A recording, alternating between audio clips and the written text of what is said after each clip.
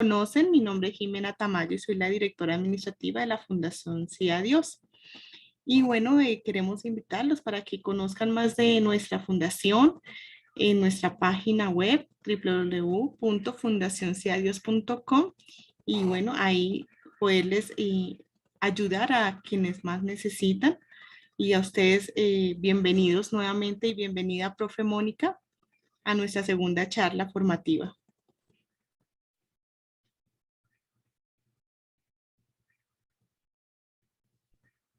Hola, hola, qué pena, me quedé sin sonido. Buenas Tranquila, profe. noches, Esto pasa espero cuando que es en vivo. no sé por qué ni siquiera quiere encender la cámara. Ustedes saben que siempre hay inconvenientes de última hora. Bueno, muy buenas noches, gracias Jimena por estar ahí como siempre tan pendiente y gracias a todos los que se conectaron en esta noche tan fría. Estamos un poquito congelados, los invitaría a café, pero por favor, pongan el café en su casa y tómenselo acompañados con esta charla.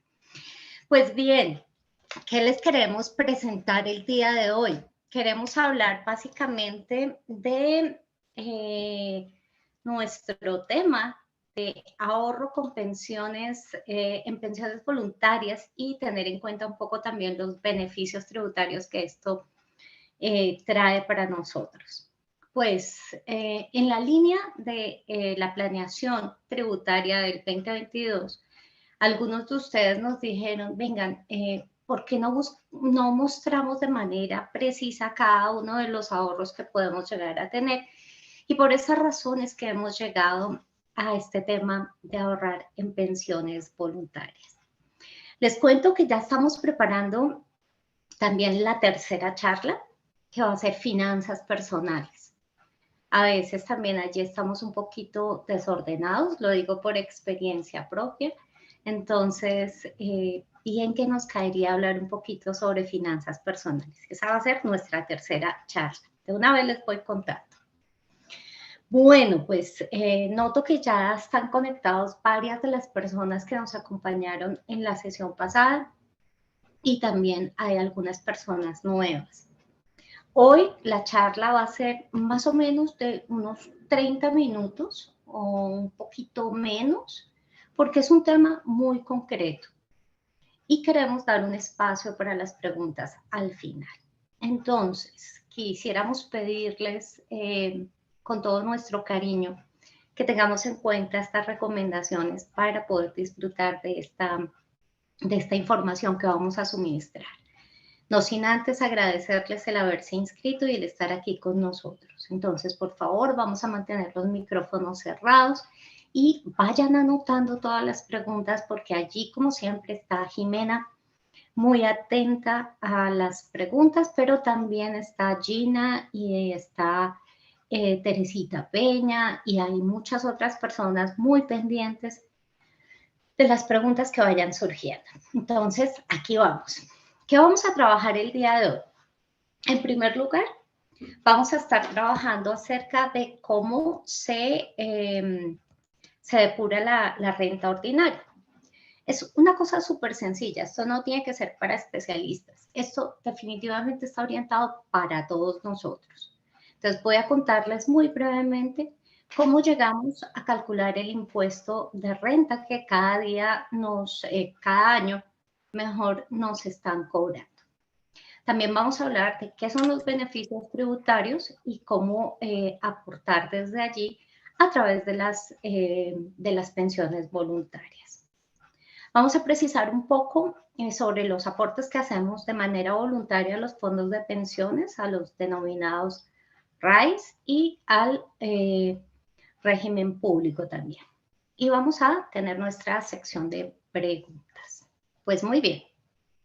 Entonces, demos inicio a esta actividad en el día de hoy. En primer lugar, ¿cómo se depura la renta ordinaria? A ver, yo quisiera ver manos arriba. Los que sepan cómo se depura la renta ordinaria, levanten la manito. Quiero ver esas reacciones. A ver, ¿quién puede reaccionar a través de ese cuadrito de abajo que dice reacciones. A ver, ¿cuántos saben de esto? Pareciera que ninguno. Yo sé que por ahí hay gente que sí sabe. Bueno, está bien. Vamos a suponer que no tenemos muy claro esto. Pues miren, es súper sencillo. En primer lugar, lo que tenemos que hacer es determinar el total de los ingresos que son susceptibles de incrementar nuestro patrimonio. Quizá para los que estuvieron en la charla pasada, recordarán que los ingresos pueden o no incrementar nuestro patrimonio y en esa medida es que la administración de impuestos dice, ok, sobre estos sí vamos a cobrar impuesto de renta y sobre estos no. Fíjense ustedes, hay ingresos que nosotros recibimos en el caso de los que son empleados, que recibimos de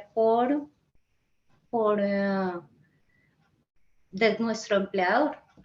Y esos ingresos a veces no nos entran en su totalidad a nuestra cuenta de ahorros. Me explico. Yo gano 1.000.000 de pesos y de ese 1.000.000 de pesos mi empleador me retiene unos montos. ¿Cuáles son? Mis aportes al pago de salud, mi aporte al pago de pensiones. Por lo tanto, esos ingresos son considerados como un descuento para poder establecer el monto de mis ingresos. Pues bien, también hay otra serie de ingresos como por ejemplo los dineros que nos dan para que tengamos capacidad de pagar nuestro transporte, nuestro alojamiento, alimentación y demás gastos por viáticos. Esos tampoco son ingresos nuestros, son simplemente recursos que nos entrega la compañía para que podamos ejecutar un trabajo en específico. Y efectivamente siempre quedan a nombre de la compañía, no quedan a nombre nuestro. Sin embargo, sí nos los consignan en nuestras cuentas. Entonces es bien importante que si estamos en esa condición de recibir viáticos, tengamos muy claro cuáles son esos montos y cómo hacemos esos retos. Ok. Ahora bien, teniendo ese total de ingresos, vamos a deducir costos y gastos. Ahorita hablamos un poco de los costos y gastos, pero además vamos a descontar todos los beneficios tributarios. Entonces vamos a restar los ingresos no constitutivos de renta o ganancia ocasional y las rentas exentas, pero también hay otra serie de deducciones y esas las vamos a mostrar ahorita en un ejemplo concreto. Una vez hacemos todos estos descuentos, nos queda la renta líquida. Sobre esa renta líquida es que vamos a calcular el impuesto de renta. Evidentemente, entre menor sea el monto de la renta líquida, menor va a ser el monto del impuesto que nos cobra. Y una buena noticia, esto puede suceder mes a mes. ¿Qué quiere decir? Que si en este momento tú te encuentras... Mi compañera Mariluz, ella está como acelerada. Acelerada, pero no toma decisiones. Gina, ¿me ayudas con sonido, por favor? ¿Cómo vamos, Gina? ¿Bien? Es que hay una interferencia muy fuerte. Porfa, les recomiendo ayudarme con los micrófonos cerrados. Listo, profe. Gracias. Ángel, ¿puedes cerrar tu micrófono? Gracias. Bien. Es que cuando hay interferencia de sonido, me pego unas desconectadas y después conectarme es todo un proceso. Pero bueno, les decía que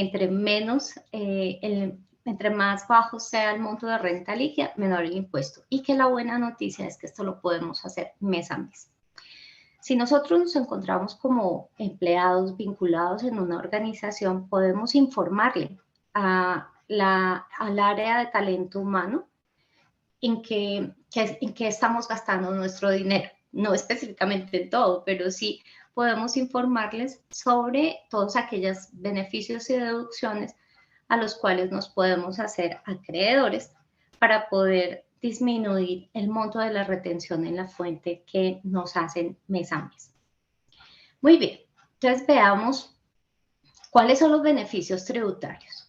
En términos generales, en la administración, en la legislación colombiana, existen una serie de deducciones, exenciones y tratamientos especiales que lo que contribuyen es a disminuir el monto de las obligaciones tributarias que tenemos para con el Estado. Y en ese sentido, nosotros tenemos el derecho a aplicarnos esos beneficios tributarios. Nosotros vamos a ver ahorita específicamente cuáles son esos montos de beneficios tributarios que podemos llegar a manejar.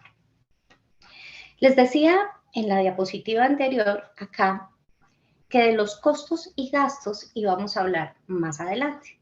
Y este es el momento de hablar de los costos y gastos. No todos nosotros, personas naturales, podemos llegar a descontar costos y gastos. ¿De acuerdo? ¿Por qué? ¿Qué son los costos y gastos? En términos generales son todos aquellos recursos que nosotros pagamos para poder hacer alguna actividad. Digamos que esa es de manera general el concepto. ¿Qué quiere decir esto? Si yo, por ejemplo, para dictar una charla como estas, necesito contratar personas para que me apoyen para desarrollar esta actividad y un tercero me está contratando y me va a pagar este servicio de la charla online, todas aquellas personas que yo contrate van a ser considerados como un gasto para mis ingresos. Y de esa manera voy a poder disminuir en mi declaración de renta costos y gastos. Pero solo si el gasto que yo estoy haciendo está directamente relacionada con los ingresos que estoy percibiendo. En otro ejemplo podría ser que si yo soy, por ejemplo, ingeniera de sistemas y mi actividad es prestarle mantenimiento a las diferentes compañías para hacer mantenimiento de software y de hardware. Y para eso necesito contratar algunos técnicos que vayan y me apoyen en las diferentes actividades, en las diferentes organizaciones. Esos técnicos o esas personas que yo he contratado para que me apoyen en esa labor van a ser parte de mis gastos. Evidentemente, si cumplen con toda la normatividad. ¿Qué quiere decir eso? Que si esas personas que me están apoyando las tengo vinculadas o no a través de un contrato de trabajo. Si las tengo con un contrato de trabajo, voy a tener que pagar su seguridad social, sus prestaciones sociales y todo lo que acarrea tener vinculado a un trabajador. Si no hago eso, esos costos no van a ser procedentes, no los voy a poder descontar. Pero también los puedo tener contratados por prestación de servicios. A mí me contratan por prestación de servicios y a mis funcionarios yo los contrato también por prestación de servicios. En ese caso, recuerden siempre que para poder pagarles los servicios que ellos me están prestando, tienen que presentarme sus pagos de seguridad social. De lo contrario, esos gastos para mí no van a ser descontables. Y hago énfasis en esto porque me ha pasado que algunas personas que prestan servicios como personas naturales vienen y me dicen, Mónica, yo le he pagado a 5 personas para que me ayuden con esta actividad, con esta generación de ingresos. Entonces les digo, perfecto, podemos descontarlo. Déjeme ver cuentas de cobro y pagos de seguridad social y si aplicó o no retención en la fuente. Si le tocara aplicar retención en la fuente. Y me dice, no, yo nunca pedí ni cuentas de cobro ni pago de seguridad social. En ese momento, muy tristemente les tengo que decir, esos costos, esos gastos no son procedentes. Por lo tanto, no los puedo deducir. Y claro, se enojan. Y se enojan porque no tenían el conocimiento para tener clarísimo que todos los pagos que se hagan van a tener que estar soportados. Me dicen también, Mónica, dentro de esos costos y gastos, ¿yo puedo pasar los arrendamientos? Sí, siempre y cuando el arrendamiento que estás pagando está directamente relacionado con el objeto que genera tus ingresos, lo mismo que el transporte o cualquier otro gasto. Siempre, siempre soportados con cuentas de cobro o con facturas debidamente soportadas y que sean aceptadas por la Administración de Impuestos. Recuerda que con la facturación electrónica todo lo sabe la DIAN. Entonces no podemos empezar a inventar cosas raras allí. Va a ser muy concreta la información que podamos deducir. ¿Vale? Pensiones. Vámonos ya al tema central que son las pensiones y los beneficios tributarios. Yo aquí quiero que recordemos lo siguiente. Sabemos que existen dos regímenes. El régimen de ahorro individual con solidaridad, el RAIS, y el régimen de prima media.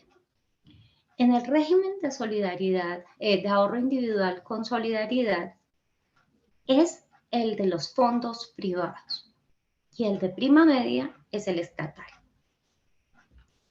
El otro día me preguntaban, o mejor, me decían lo siguiente. Jóvenes, gente muy joven, 22, 23 años exactamente, porque les pregunté la edad. Les decía, vengan, ¿ustedes qué fondo de pensiones tienen? Entonces uno me dijo, yo tengo Scandia. Y otro me dijo, yo estoy en Colpensiones. Y les pregunté cómo tomaron la decisión. El que está en Colpensiones me dijo, pues porque le pregunté a mi papá. Y mi papá me dijo que lo más seguro era estar en Colpensiones. Y el otro joven que estaba en Scandia me dice, pues a mí una profesora me dijo que me metiera a uno de los fondos privados. Si yo les preguntara en este momento cuántos están en un fondo privado, ¿me podrían levantar la manito y decirme cuántos están en un fondo privado? O que me cuenten ahí a través del chat en dónde están. Fondo privado, 1, 2, 3, privados 3, 4, 5, muy bien, 6, 7, muy bien, en fondos privados. Y me quieren contar a través del chat por qué tomaron la decisión de estar en un fondo privado. Alguien que me cuente, quiero leer alguna de sus apreciaciones. Esperen, me pongo las gafas porque si no, no veo nada. ¿Quién quiere contarnos a través perfil de riesgo? Nos dice Natalia. Muy bien, perfil de riesgo, eso es bien interesante. ¿Quién más?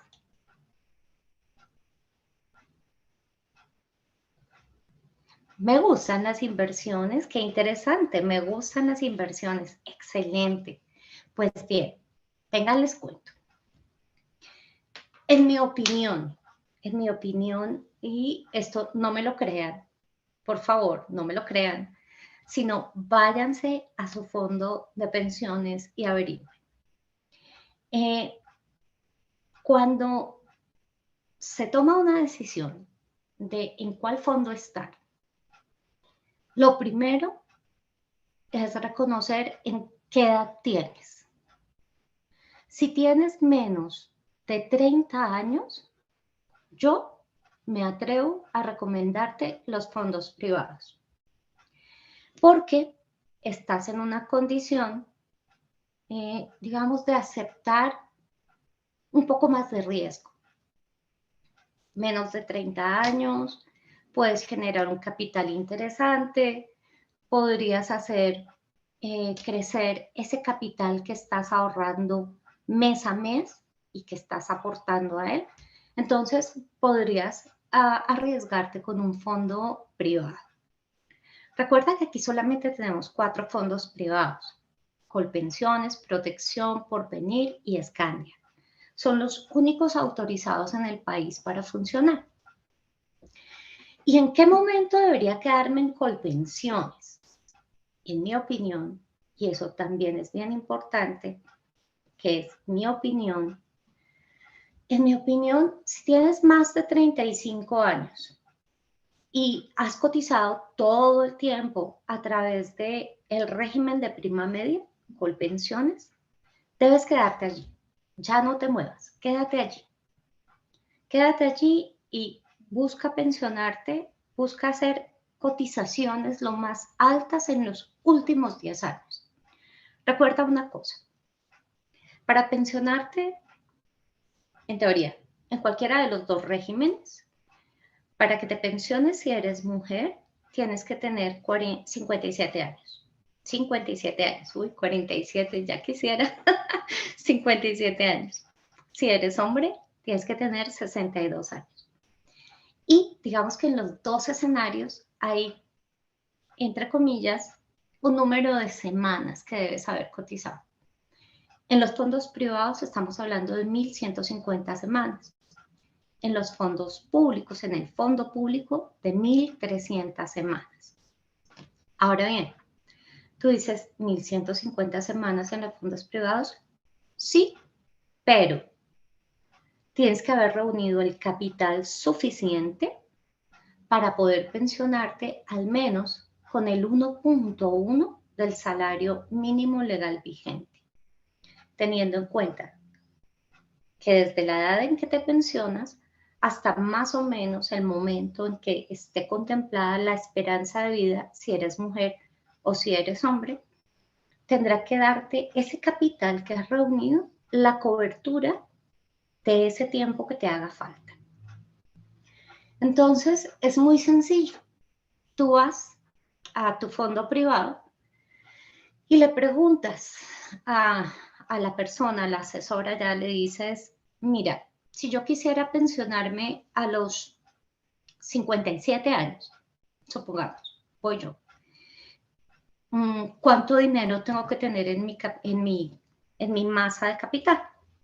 Entonces allá te hacen la simulación, miran tu edad, miras el monto de tus ingresos, miran tu estado civil, miras si tienes beneficiarios o no, y con base en esa información te hacen la proyección y te dicen el capital que debes reunir es de 400 millones. Vas a una cifra X que creo que no está muy lejana de la realidad. Entonces tú revisas cuánto capital tienes ahorrado. Ojo, tu capital puede crecer, especialmente si haces unos esfuerzos importantes de cotizar lo mejor posible y en particular atender el ahorro voluntario adicional en pensiones. Y lo puedes hacer crecer a través de los portafolios que tiene cada uno de los fondos de pensiones. ¿Ellos qué hacen con el dinero? Lo ponen a trabajar en diferentes clases de inversiones, dependiendo del riesgo que tú elijas. Tú puedes escoger bajo riesgo, moderado o alto riesgo. Y en esa medida, el rendimiento está directamente relacionado. Entre más bajo, menos el beneficio. Entre más alto el riesgo, mayor el beneficio.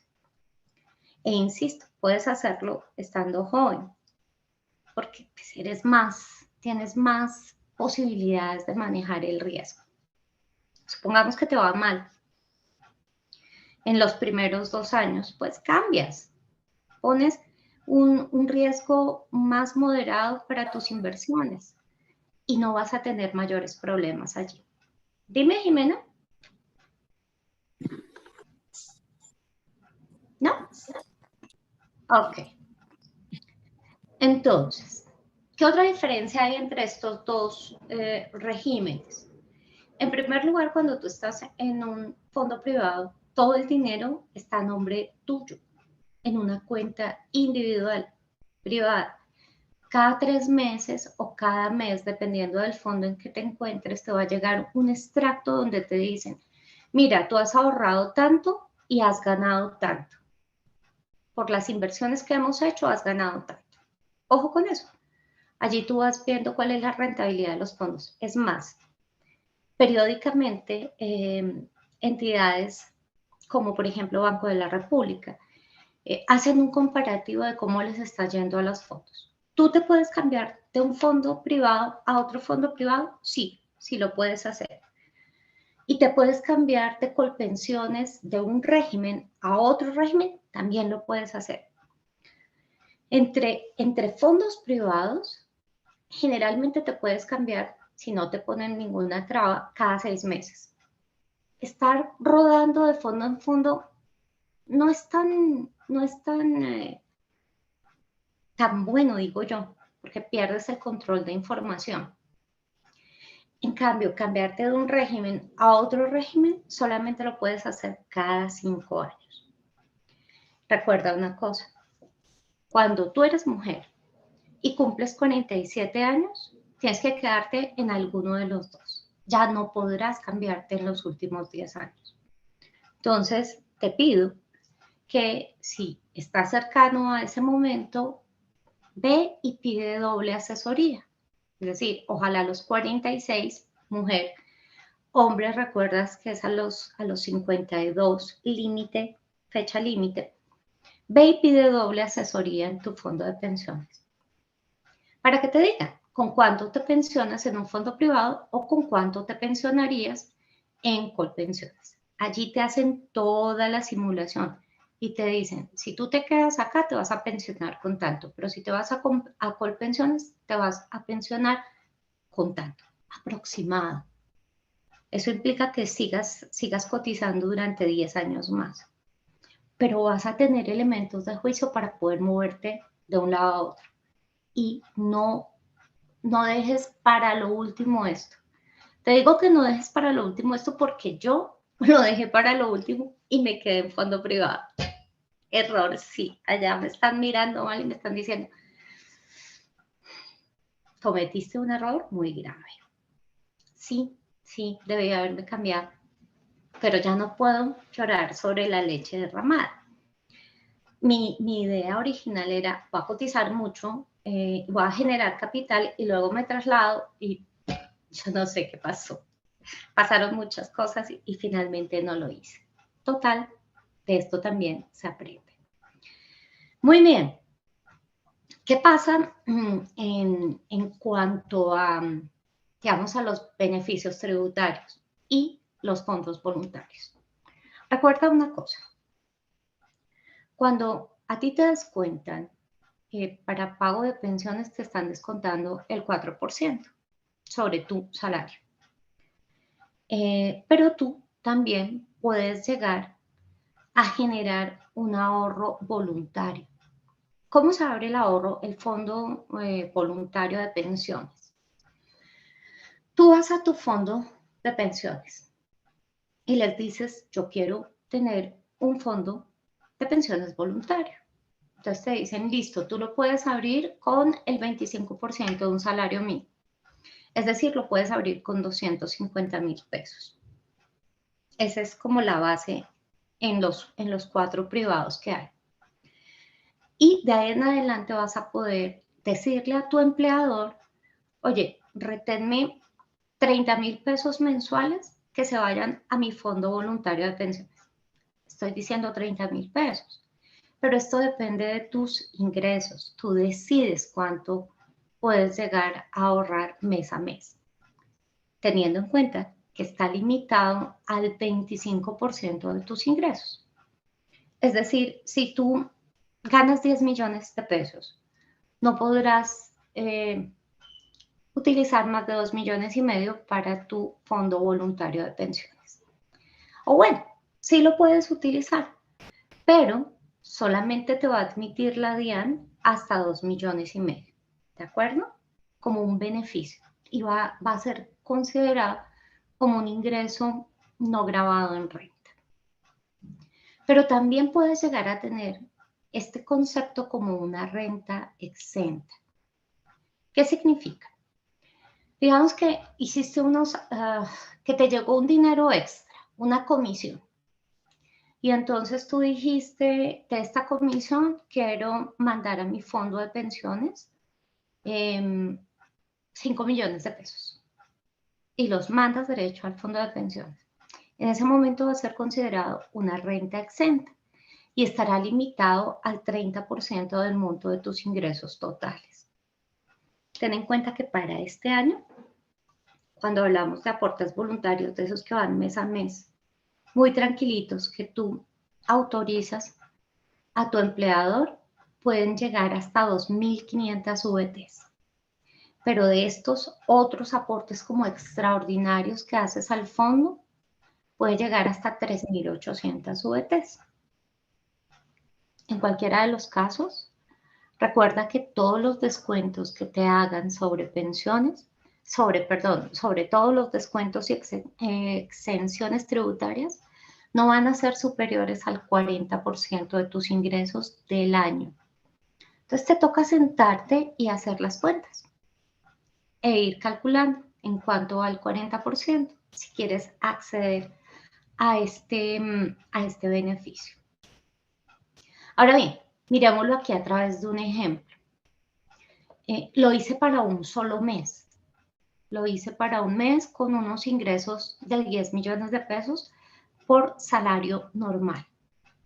¿Cuánto te van a descontar a ti de salud y de pensión? 800.000 pesos. Eso se considera un ingreso no gravable. Pero además tú decidiste que puedes ahorrar 100.000 pesos mensuales para tus pensiones voluntarias. Entonces le dijiste a tu empleador, por favor, descuénteme 100.000 pesos cada mes.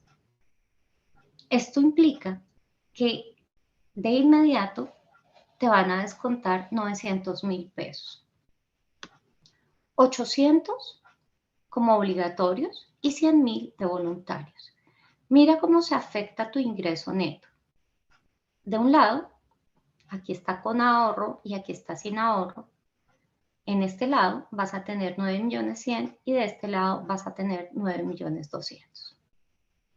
Después de eso puedes seguir descontando deducciones. ¿Cuáles? Intereses por préstamo de vivienda o el costo financiero del leasing habitacional.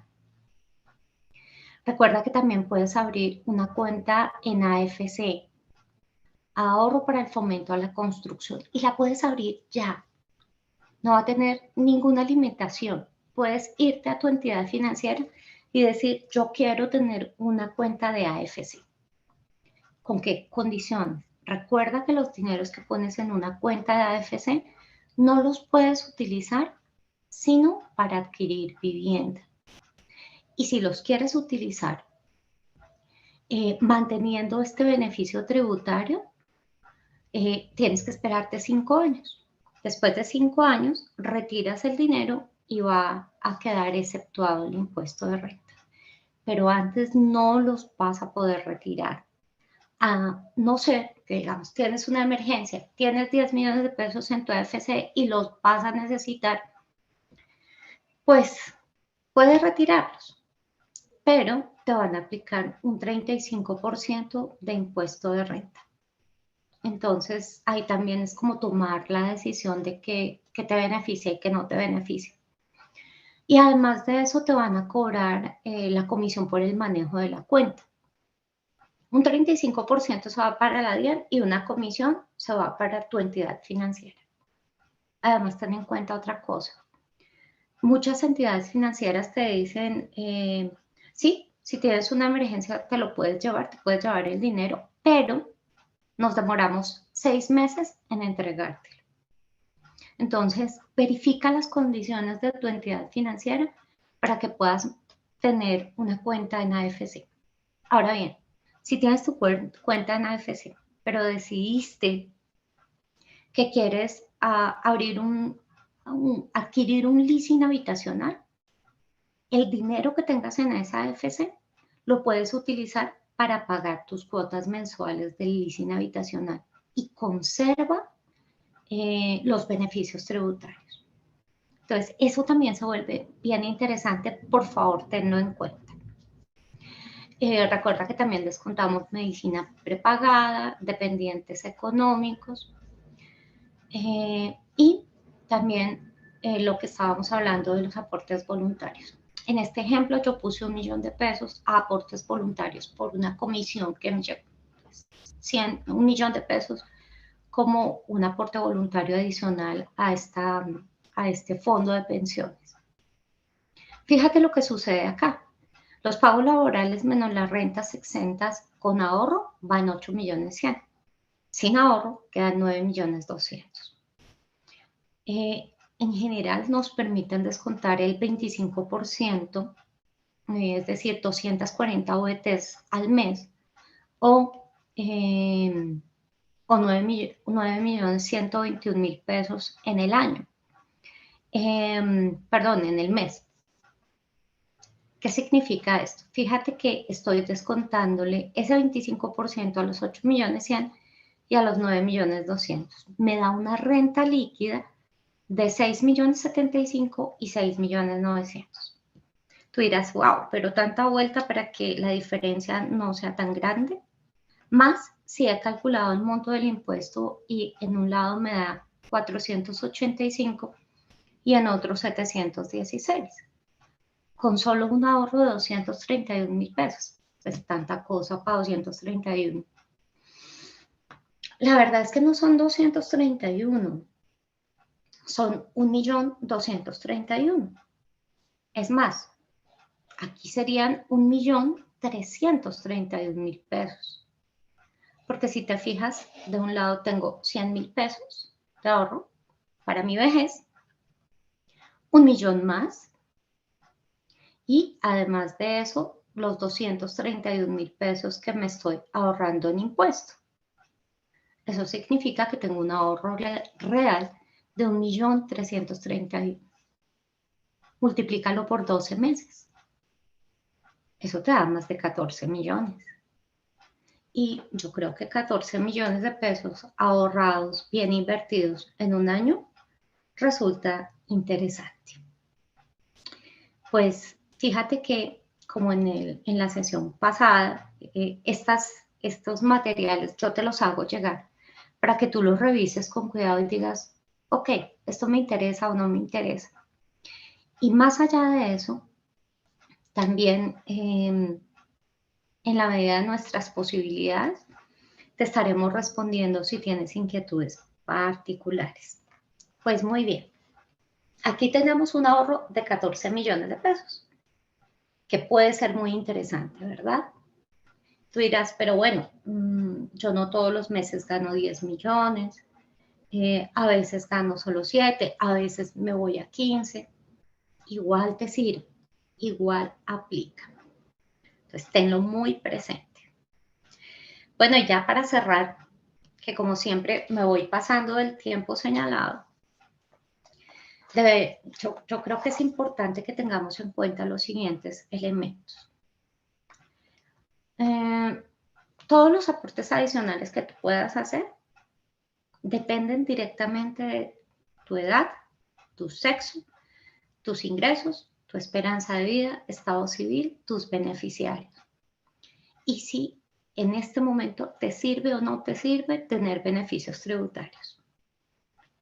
Recuerda cambiarte si quieres de fondo de pensiones 47 y 52 años.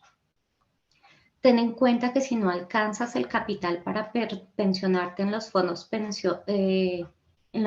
privados, hoy estoy con la lengua trabada, en los fondos privados puedes pedir que te devuelvan la totalidad de tu dinero que has ahorrado más todos los intereses que hayas ganado. Siempre que cuando cumplas la edad, 57 o 62 años, no reúnes el capital y tampoco, y te hace falta mucho tiempo para reunir el capital. En ese caso,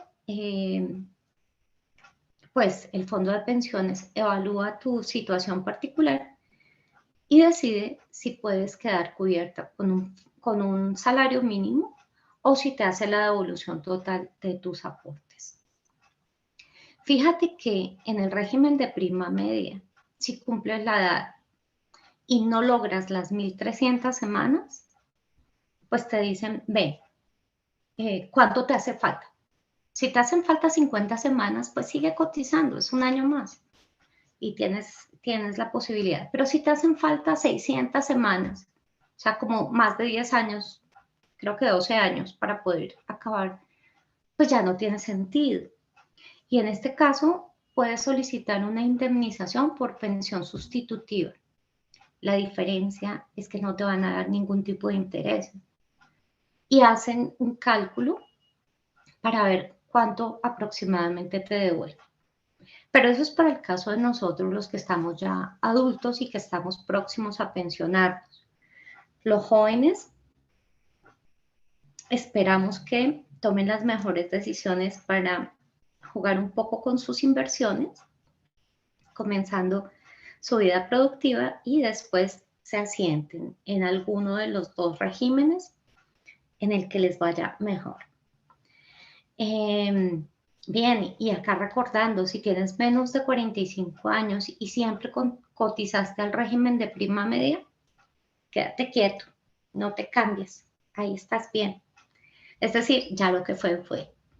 Pero ojalá muchos de los jóvenes que nos estén viendo empiecen a reflexionar sobre esto, porque algunos me dicen, pero es que yo estoy muy joven, ¿para qué pienso en esto? Y no, este es el momento de pensar en jugar un poquito con las inversiones. Claro, hay que ver cómo se estabiliza un poco la situación mundial en general, pero esa es la idea, que empecemos ya a jugar un poquito con las pensiones. Bueno, chicos, chicas, ahora sí me voy con las preguntas. ¿Quién es el primero en querer preguntar algo? Miremos a ver si tenemos alguna pregunta a través del chat. Jimenita, Natalia, tú dejaste la manito arriba porque quieres preguntar algo. Ya la bajaste. Hasta el A momento no ver, tenemos preguntas, profe. Vamos a ver si se animan. Laurita, ¿quieres abrir la cámara y contarnos tu pregunta o el micrófono y nos cuentas tu pregunta? Hola, buenas noches, sí, profe. Tengo una duda. Cuando nos decías que en la parte de las cuentas AFC se pueden retirar después de 5 años para tener el beneficio exclusivamente para compra de vivienda, en el caso de las pensiones voluntarias, de aportes de pensión voluntaria en fondos privados, entiendo que también es posible poder retirar el ahorro para compra de vivienda. En esos casos también hay algún tiempo mínimo de permanencia de los fondos para tener el beneficio. Tú puedes utilizarlo en el momento en que tengas lista tu vivienda. Puedes llegar a retirar este dinero de los fondos de pensiones voluntarias. Se puede utilizar para compra de viviendas sin ningún problema y no hay tiempo límite. Claro, el fondo no es que te vaya a dar el dinero a ti, sino que directamente se lo pasa al vendedor de la vivienda y tienes que reunir una serie de requisitos como presentar la escritura de compra-venta, todos los documentos que soportan que efectivamente lo vas a usar para vivienda. Y en ese caso se mantienen los beneficios tributarios. No hay ningún problema. También puedes llegar a ese ahorro voluntario como está solo a tu nombre, está en una cuenta individual. Después de 5 años puedes retirar también estos recursos manteniendo los beneficios tributarios. No tiene ningún problema. Funcionan casi como una de AFC sin mayores complicaciones. Pero sí lo puedes utilizar sin ningún problema. Es correcto. Ok, ¿Quién más? igualmente limitado al porcentaje que nos decías de renta exenta, ¿sí? Sí, señora. Muchas Correcto. gracias. Con gusto, Laura. ¿Quién más?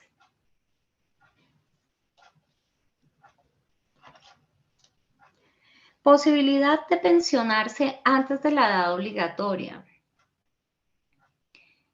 Creo que la pregunta es si hay alguna posibilidad de pensionarse antes de la edad obligatoria. En el régimen de prima media, no. Así de sencillo, no. En los regímenes privados existe toda la posibilidad de hacerlo.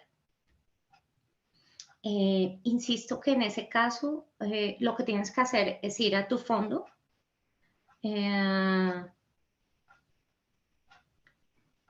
al fondo privado y solicitar la asesoría para que te determinen el monto del capital que debes reunir. Ok, no, era una afirmación para estar en los fondos privados, de acuerdo. O sea, Natalia dice, miren, estar en el fondo privado también te permite pensionarte antes. Solo que vas a tener que hacer un esfuerzo importante para reunir el capital necesario para poder pensionarte. Pero si ahorita estás en los 22, 23, 24, 25 años, antes de 30 y quieres pensionarte a los 50 años, por ejemplo, pues ve y determina cuál es el capital que necesitas para poder hacerlo. Lo puedes hacer sin ningún problema.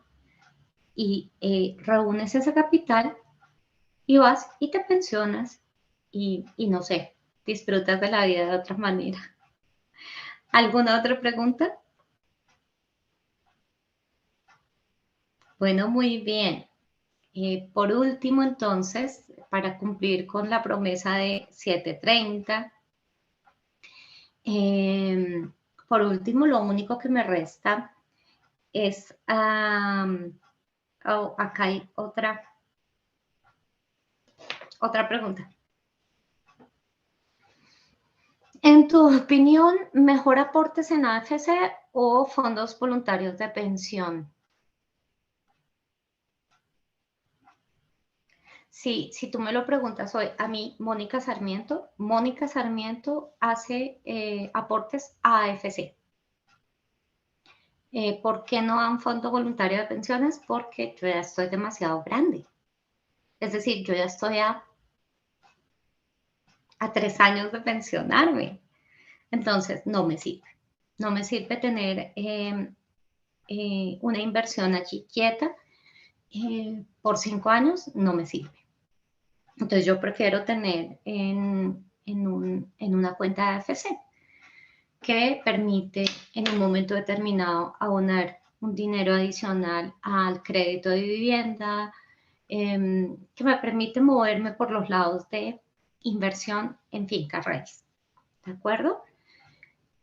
Yo te sugiero que dependiendo de los objetivos que tú establezcas, uno, ¿quieres comprar vivienda? ¿O quieres mejorar la vivienda que ya tienes? ¿O quieres tener otra vivienda?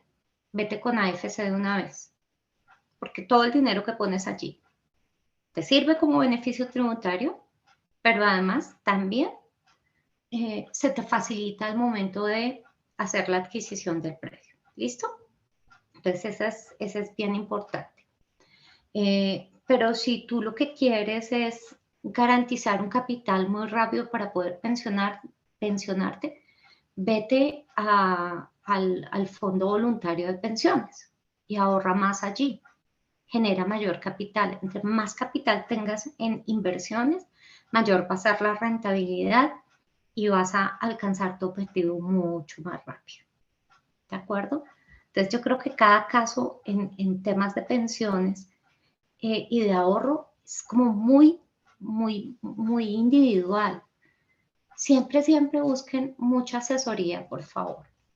No me crean nada, busquen mucha asesoría. Gracias a ti, Natalia. ¿Alguien más? No, pues bien, lo que quisiera en este momento es de verdad agradecer mucho su asistencia, recordarles que está la Fundación Sí a Dios con 5 programas maravillosos. Queremos seguir trabajando en el fortalecimiento del programa de formación y actualización. Vamos a tener invitados también Yo creo que la cuarta charla va a tener un invitado muy, muy especial que se los estaremos contando. Y también recuerden, si ustedes tienen temas especiales que quieran manejar o que quieran compartir con nosotros, escríbanme a través del correo y pues los programamos. Esta es una tarea, esta fundación se construye con todos nosotros y acá estamos para apoyarles. Recuerden visitarnos www.fundacionseadios.com. Muchas, muchas gracias y una feliz noche para todos.